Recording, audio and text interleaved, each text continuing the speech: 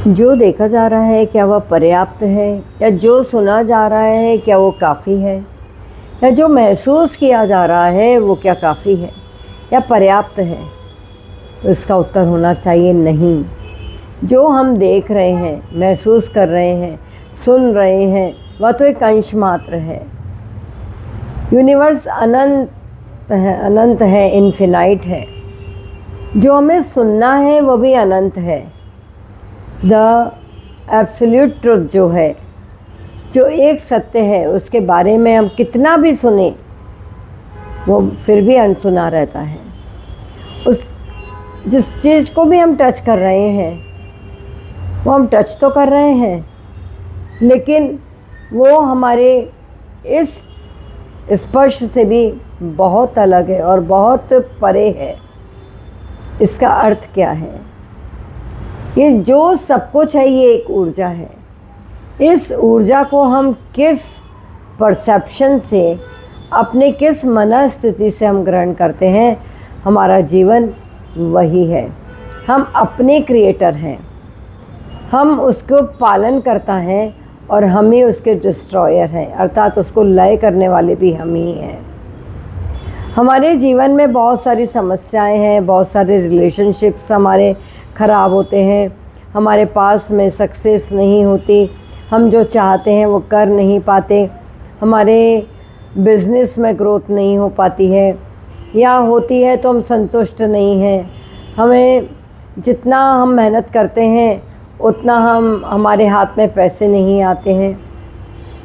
हम बहुत कुछ अपनी सेहत के लिए, अपने स्वास्थ्य के लिए उपाय करते हैं, बहुत अच्छा खाते हैं, अच्छे घर में रहते हैं, फिर भी संतुष्ट नहीं हैं। तो इस सब का कारण क्या है? इस सब का कारण ये है कि सबसे पहले जीवन का जो मूलभूत सिद्धांत है वो हमसे खोया हुआ है। जो मूलभूत यहाँ के जो संविधान है, जिसे हम अध्यात्म कहते हैं, वो हमारे जीवन में नहीं है। और अध्यात्म के सिवा हम कुछ है नहीं। अध्यात्म ही अध्यात्म है चारों ओर, और हम उससे कनेक्टेड ना हों तो हमारा जीवन फिर ताश के पत्ते के समान ही हो जाएगा। इसलिए जीवन की एक बेसिक नीड या मूलभूत आवश्यकता और नितांत आवश्यकता और बहुत ज़रूरी, अति आवश्यक जो बात है वो है हमारे आध्यात्मिक ग्रोथ। आध्यात्मिक ग्रोथ ही हमें सुखी रखती है, हमारे रिलेशंस को बनाए रखती है, हमारी सहनशीलता को बनाए रखती है। हम एक अनुभूति में आ जाते हैं, हम आत्मानुभूति अर्थात सेल्फ कॉन्शियसनेस में आ जाते हैं। तब हमारे आसपास सारे रिलेशंस भी अच्छे होने लगते हैं, हम अच्छे वाइब्रेशंस को अट्रैक्ट करते हैं, हमारा ऑरा प्योर हो जाता है, जिसे हम मेडिटेशन से भी करते हैं। तो मेडिटेशन से जो हम करते हैं, तो हमें पहुंचना कहाँ है मेडिटेशन में, उसको भी हमें जानना बहुत ज़रूरी है। क्योंकि मेडिटेशन तो हम कर लेते हैं, लेकिन उस मंजिल का पता मुझे मेडिटेशन से पहले भी होना चाहिए और करते वक्त मुझे वहाँ पहुँचना चाहिए, और मेडिटेशन पूरा होने के पश्चात उसकी उसी अनुभूति में मुझे रहना चाहिए। तब ध्यान घटित होता है। ये ध्यान के 3 चरण हैं और बहुत अति आवश्यक है, बहुत ज़रूरी है। तो जब मेरे जीवन में समस्याएं आती हैं, मेरे अर्थात हम सबके जीवन में, तो हम भाग्य को दोष देते हैं, व्यक्तियों को दोष देते हैं, परिस्थितियों को देते हैं, लेकिन नहीं, कहीं मेरा कार्मिक अकाउंट है।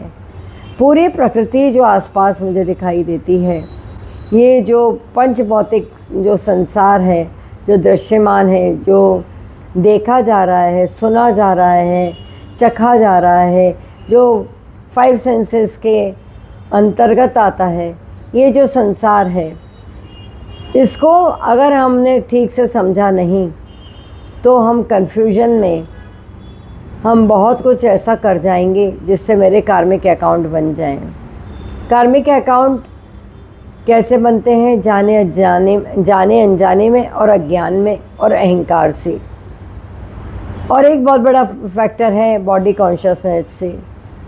तो ये जो कार्मिक अकाउंट्स हमारे बनते जाते हैं, और पूर्व जन्मों में के भी हम लेकर आए हैं, हजारों लाखों हमारे जन्म हो चुके होंगे।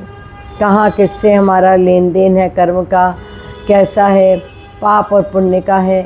तो हमें मेडिटेशन के द्वारा इस सब को रिलीज़ करना है। रिलीज़ करने का अर्थ होता है कि मैं अपने कर्मों की रिस्पॉन्सिबिलिटी पूरी तरह से लूं, और जब मैं पूरी तरह से लेकर के उस चीज़ का पश्चाताप करती हूँ, अपने आप को उस जगह पर रख कर के, जो सामने वाला है, जो मुझे दुख दे रहा है, जो मेरी परिस्थितियों का जिम्मेदार है, उस जगह पर रख कर के उसके कर्म के, उसकी सोच से मैं अपनी सोच को भी देखूं कि मैं भी कहाँ गलत हो रही हूँ या हो चुकी हूँ पिछले जन्मों में। वो तो मुझे पता नहीं, अदृश्य है। तो इन कार्मिक अकाउंट्स को मुझे रिलीज़ करने के लिए उस व्यक्ति का भी धन्यवाद करना है जो मेरे जीवन में दुख लेकर आया है। अर्थात वो मुझे अवेयर करने आया है कि कहीं कुछ मेरे अंदर ऐसा है जिसे मुझे रिलीज़ करना है। और भी संभावनाएं ऐसी हैं कि मान लीजिए मुझे मनी अट्रैक्शन में प्रॉब्लम है। मनी इज़ अ एनर्जी, पैसा एक एनर्जी है जिससे हम अपने जीवन को एक्सप्रेस करते हैं, अपनी खुशियों को एक्सप्रेस करते हैं, अपने हर सुख सुविधा या जीवन का जो भी प्रबंधन है, जो भी, वो हम सब उसी से करते हैं। तो पैसा हमारे जीवन में, हमारा एक कंसेप्ट है कि बहुत मेहनत से आता है। देखिए, आप एक मज़दूर को देखिए, वो कितनी मेहनत करता है, दिन रात सड़क पर खड़ा रहता है, और एक ऑफिसर उसी पैसे को कुर्सी पर बैठ कर के कमा लेता है। उसे मैनिफेस्ट किया है, मेहनत वो कम कर रहा है और एक मज़दूर मेहनत ज़्यादा कर रहा है। लेकिन एक मज़दूर का इतना ही मानना है कि मैं रोज़ कमाता हूँ और रोज़ खर्च करता हूँ, जबकि एक जो पढ़ाई कर लेता है, डिग्री ले लेता है, वो उससे कहीं बहुत अधिक पैसा केवल बैठ कर के एक कंप्यूटर पर बैठ के कमा लेता है। तो स्किल से और मनी को मैनिफेस्ट वो कैसे कर रहा है, इसको हमें समझना है। उसका विश्वास है कि मैंने इतना पढ़ लिया है, अब मुझे इतनी सैलरी या इससे अबव चाहिए, तो उससे कहीं ज़्यादा वो अट्रैक्ट कर पाता है। तो मनी मैनिफेस्टेशन का जो कंसेप्ट है वो भी अफेक्ट होता है हमारे पूर्व के जन्म के कार्मिक अकाउंट से। तो इसको रिलीज़ करने के लिए हमको क्या करना चाहिए? इसको रिलीज़ करने के लिए हमें एक छोटी सी प्रार्थना है जो बहुत ही आसान है लेकिन बहुत वंडरफुल है, जिसमें 4 अफर्मेशंस हैं, जिसे कहते हैं होओपोनोपोनो। ये जो प्रार्थना है, ये इसमें I am sorry, please forgive me, I love you, thank you. ये 4 जो अफर्मेशंस हैं, ये इतने पावरफुल अफर्मेशंस हैं कि इसके द्वारा हम अपने कोई भी जो हमारे काम रुके हुए हैं, हमारी हेल्थ इश्यूज़ हैं, हमारे रिलेशन्स में प्रॉब्लम है, हमें जो काम हम कर रहे हैं उसमें सक्सेस नहीं मिल रही है, मेरे बिज़नेस में जगह जगह रुकावट आ रही है, या घर में ऐसा कुछ है जिसका कारण समझ में नहीं आता और बहुत दुख है, तकलीफ़ है, रिलेशनशिप्स अच्छी नहीं है, हमारे अंदर बहुत स्ट्रेस सा रहता है। इस सब का कारण हमारे कार्मिक अकाउंट्स हैं, जिससे मैं पूरे आसपास की प्रकृति से, आसपास जितने भी हमारे आसपास जो संसार है, मैं उससे बंधी हुई हूँ। और ये बंधन जब तक रहता है तब तक हम पूरी तरह से हैप्पीनेस में नहीं होते। तो इन सब के ऊपर कार्य करने के लिए ये एक बहुत ही सुंदर प्रार्थना है। इस प्रार्थना को कैसे करते हैं? तो बहुत गहराई में जाकर के अपने इमोशंस को जागृत करके हम उन घटनाओं तक जाते हैं जो हमारे बचपन से लेकर अभी तक घटित हुई हैं। या ऐसा कुछ है कि जिसने मुझे बहुत हैरान किया है, या जिसका कारण मैं समझ नहीं पाती दुख का, वो कारण भी वास्तव में मेरे भीतर ही होता है। कहीं भी बाहर से जो दुख या सुख आपके जीवन में आता है, उसका पहला कारण हम ही होते हैं। कोई मान लीजिए आपको बेवजह परेशान कर रहा है, ऐसा आपको लगता है, लेकिन वो बेवजह नहीं है, उसकी कोई वजह है, क्योंकि कॉज है तो इफ़ेक्ट है। तो हमें इस चीज़ को समझते हुए इस प्रार्थना को करना है।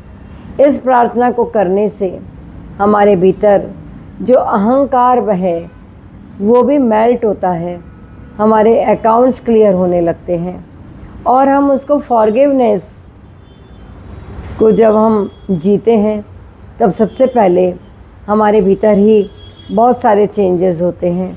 हमारे अंदर नम्रता आती है, पोलाइटनेस आती है, और जो बहुत सारे लोगों से मेरे रिलेशंस जो बन नहीं रहे थे, धीरे धीरे वो बनने लगते हैं, क्योंकि हमारे अंदर से वो जो सामने वाले से अकाउंट था वो रिलीज़ होने लगता है।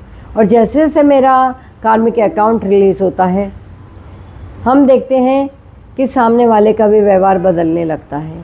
इवन हमारे शरीर में कोई बीमारी है, ऐसी बीमारी है जो ठीक नहीं हो रही, हम बहुत दवा खा रहे हैं लेकिन कोई असर नहीं हो रहा है, आप इस प्रार्थना को 30 दिन करिए, सुबह शाम और दोपहर 21-21 बार, एक मन से पूरी लगन से प्रेम से करिए, तो आपके शरीर में बहुत सारी तकलीफ़ें दूर होने लग जाएंगी। तो इस प्रेयर के बारे में मैं आपको अगले एपिसोड में बताती हूँ। आज मैंने आपको इसके बारे में केवल इंट्रोडक्शन दिया है, इसके आगे की व्याख्या मैं अगली बार करूँगी। नमस्कार।